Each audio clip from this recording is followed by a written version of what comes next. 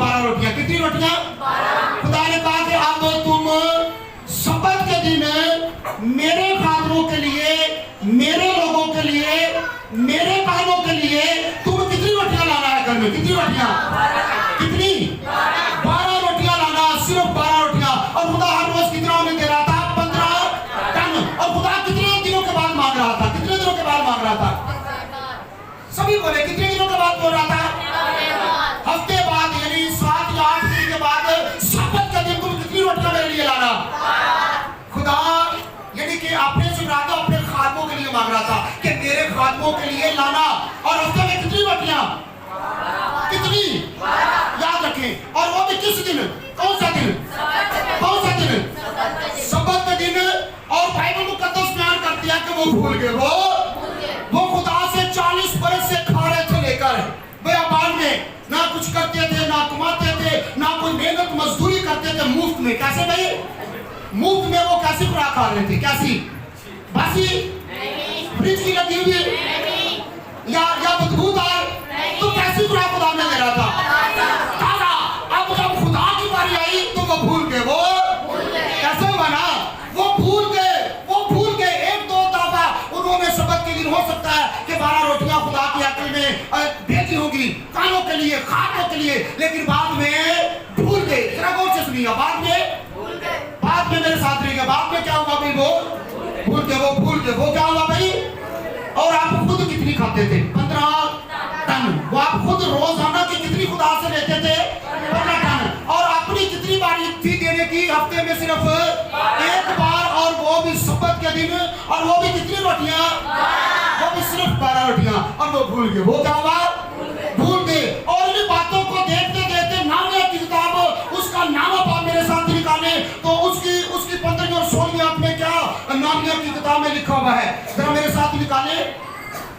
नामिया की किताब, उसका नामा बाब और उसकी 15वीं आयत और 16वीं आयत को हम पढ़ेंगे जी।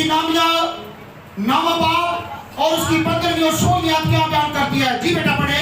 और तूने उनकी भूख मिटाने को, और तूने उनकी भूख मिटाने को आसमान पर से रोटी दी, और उनकी प्यास बुझाने को चट्टान में से उनके लिए पानी निकाला। और उनको फरमाया कि वो जाकर उस मुल्क पर कब्जा करें जिसको उनको देने की कसम तूने खाई थी।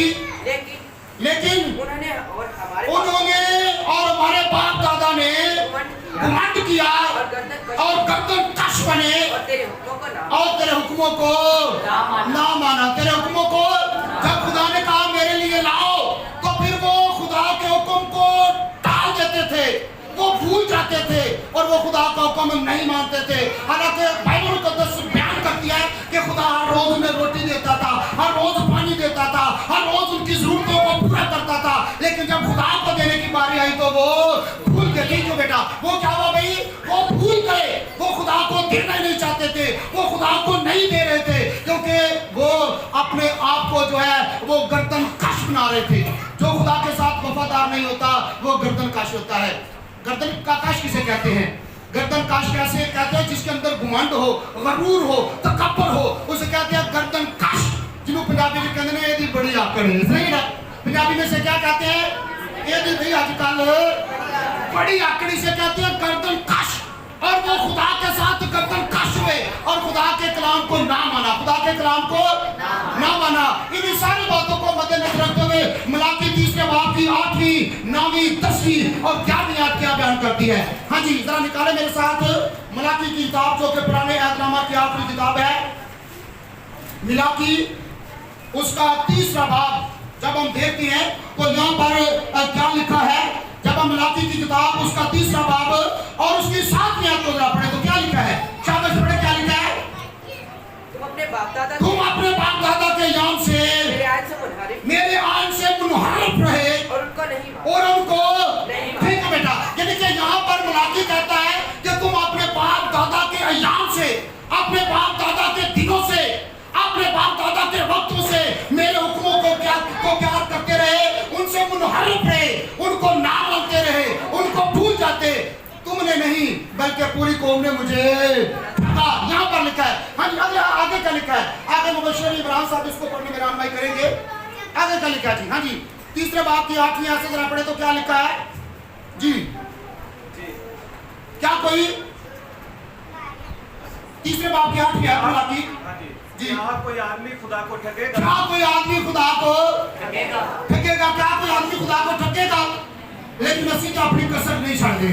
ਅਸੀਂ खुदा ਨੂੰ ठगने अपनी कसर खुदा तो बड़ी दूर की बात है, एक दूसरे को ठगने से कभी बात नहीं आती। यहाँ पर क्या लिखा है? क्या कोई खुदा को ठगेगा? हाँ जी, आगे क्या लिखा है? पर तुम मुझको पर तुम मुझको ठगते हो और कहते हो हमने किस बात और में कहते हो कि हमने किस बात में तुझे, यानी कि खुदा सवाल करते थे तुम मुझे ठगते हो, तुम मुझे, और आगे हम उल्टा सवाल खुदा से करते हैं कि खुदावंद हम किस बात में तुझे, यानी कि इसका मतलब हम मानते नहीं, हम मानते नहीं कि खुदावंद हम तुझे ठग ही नहीं रहे, खुदावंद किस बात में हम तुझे ठग रहे हैं। खुदा कहते कि तुम मुझे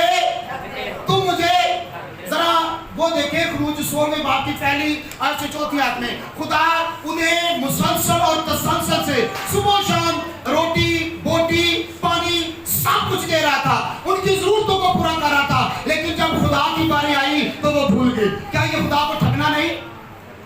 बताइए, खामोश क्यों हो गए? क्या ये खुदा को ठगना नहीं? अब हालात हादरा में देखें, खुदा हमारी सारी जरूरतें पूरी कर रहा है कि नहीं कर रहा? बताइएगा। हम अच्छे से अच्छा खाते हैं, पीते हैं, कपड़े पहनते हैं, आगे इस पर आ रहा है, देखिए हम कितना खर्चा अपने ऊपर करेंगे। लेकिन जब खुदा की बारी आएगी तो हम बड़े गरीब भागेंगे, उन सालों को दे जावे साढ़े को देता नहीं। ऐसे ही है, यानी कि ये खुदा को ठगना। खुदा हमारी सारी जरूरतों को पूरा करता है, जब खुदा को देने की बारी आती है तो खुदा को क्या करते हैं? ठगते हैं। इसलिए खुदा कहता है कि क्या कोई खुदा को ठगेगा? पर तुम मुझे ठगते हो। और हम फिर पूछते हैं खुदा में किस बात में तुझे ठगते हैं, हमें बता तो सही। तो खुदा कहता है कि किस बात में? मैं तुम्हें बताता हूँ कि तुम किस बात में मुझे ठगते हो। जी बच्चे साहब पढ़े क्या लिखा है? दायकी और हदिया में। हम किस बात में खुदा को ठग रहे हैं? किस बात में ठग रहे हैं? किस बात में हम ठग रहे हैं? बोलो तो सही। खुदा को पता ठग रहे हैं असली, लेकिन बोलिए तो सही, हम किन बातों में खुदा को ठग रहे हैं? ठगने की ठग रहे हैं। मैं ये मैसेज नहीं देना चाहता था, लेकिन जब मैंने इसकी तफसीर पढ़ी ना, मैंने जब इसकी तफसीर पढ़ी तो तफसीर में मुसन्नफ लिख रहा है कि इस मैसेज को दायकी हदिये चंदे को मैसेज को अगर कोई पासवान कोई खादम नहीं बताता तो वो भी खुदा को ठगता है, वो भी खुदा की नजरों में मुजरम है, वो भी खुदा की नजरों में।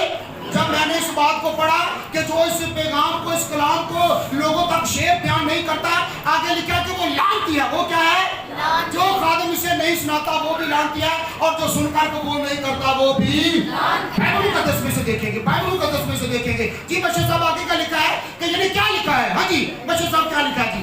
यानी कि खुदा को ठगते हैं किन दो बातों में, याद रखिएगा। हम किन दो बातों में खुदा को ठग रहे हैं? किन दो बातों में ठग रहे हैं?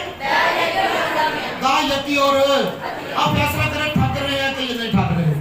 खुदा हमें बनी इस्राएल कौम की तरह हमारी सारी जरूरतों को पूरा कर रहा है कि नहीं कर रहा? बताइएगा।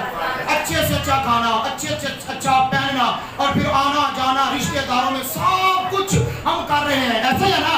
लेकिन जब खुदा की बारी आती है तो फिर खुदा को ठगते हैं। खुदा को नहीं, खुदा को उनका रियाई नहीं, कमेटियां देनियां सर, किस्तां देनियां सर, बेले देने सर, फीसां देनियां सर, खुदा अंदर रियाई काफ नहीं। हम खुदा को क्या करते हैं? ठगते हैं। और किन दो बातों में ठग रहे हैं? बताइएगा। दायकी और हदिये में। हाँ तो बशीर साहब आगे का लिखा है, बस तुम सख्त मालूम हुए। बस तुम सख्त मलाउन का मतलब क्या है? बताइए। पता तो अनुसार मलाउन का मतलब क्या है? सिर्फ ये ही नहीं कि तुम लानती हुए, लफ्ज़ क्या लानती के आगे? सख्त। क्या भाई? कि तुम सिर्फ लानती नहीं हुए बल्कि सख्त। जो दायकी और हदिया नहीं देते, खुदा का कलाम कह रहा है, मैं नहीं कहता, वो सख्त मलाउन है। वो सख्त मलाउन से मुराद क्या है? लानती। क्या है भाई? लानती। जो इस पैगाम को नहीं सुनाते वो भी लानती, और जो सुनकर कबूल नहीं करते वो भी क्या है? बस तुम सख्त लानती हुए, बस तुम सख्त। ये कौन कह रहा है? बशीर साहब आप कह रहे हैं?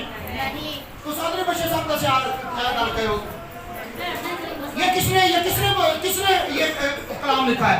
खुदा। किसका कलाम है? और खुदा कह रहा है कि तुम मुझे ठगते हो दायकी और हदिये में, और तुम सख्त क्या हो गए?